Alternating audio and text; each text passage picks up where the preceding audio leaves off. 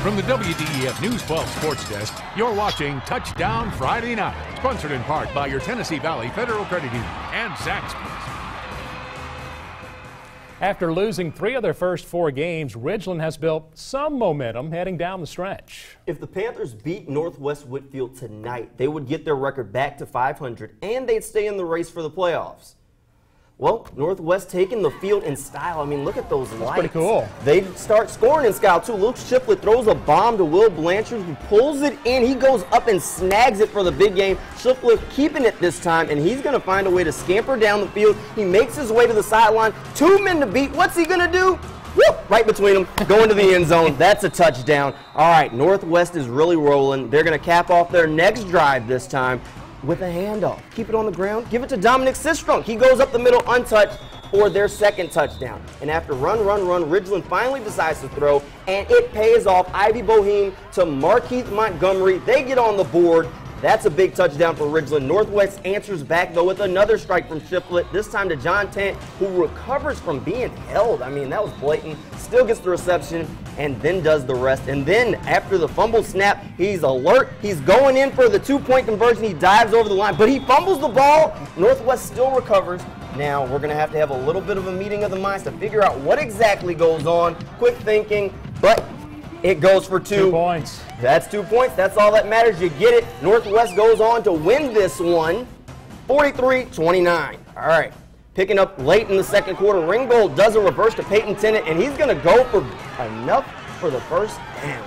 That's a nice run. He's rolling right along, and then here comes a big pass from Devin Lancaster to Joey Collins. He's going to get them down to the 10, but too bad. It's a nice play. He's still rolling, but a penalty's going to take it away. They're going all the way back to the 25. Next play, 25 seconds remaining in the half. Lancaster to Mac Brower, who's going to catch it, and he's going to reach for the end zone line, and it took every inch of it, and the ref is thinking about it. Is it? It's over the line. That's a touchdown. How about that? All right, first offensive play of the second half. Coahulla Creek is going to get a big first down rolling right here because of that face mask penalty against Ringgold. Before they can gain another first down, the Luke Brock's going to drop back, and he's going to throw up a duck. It's picked up by Michael Lehman, and they're kind of rolling right along. Good return. All right. Back on offense, and the Tigers parade as they lead, and they go off to the races for another Ringgold touchdown, putting Ringgold up 40-7. They really roll on to win in this one, 40-7. That's your final score. All right, let's go to the Touchdown Friday night scoreboard. We got Oakdale winning big, 64-6. We got Tennessee Christian Prep winning 50-14. Let's keep going. We got Cartersville over Southeast Whitfield 49-3 and Pickens over Heritage 32-19. Now, #1 ranked Boyd Buchanan has been perfect this season, thanks in part to their big, bad defense that's only allowed 20 points all year. Yeah, once this season they allowed that. Tonight they would try to slow down an old rival in South Pittsburgh. Start of the third quarter, Boyd up 21-6. Quarterback Cooper Hodge picks up a first down before he's knocked out of bounds. Hodge calls his number again. Hodge slips up the middle. No Pirates come into view. He goes 54 yards for the touchdown. That made it 28-6, Boyd Buchanan. Bucks defense, well, they buckled down. Sebastian Euler gets into the backfield and makes the tackle for the loss. Pirates kept fighting, though. They get it to the 1-yard line, and Hogan Holland sneaks in for the touchdown. The 2-point try failed, so it's 28-12. And Boyd Buchanan would go on to win it by that final score of 28-12.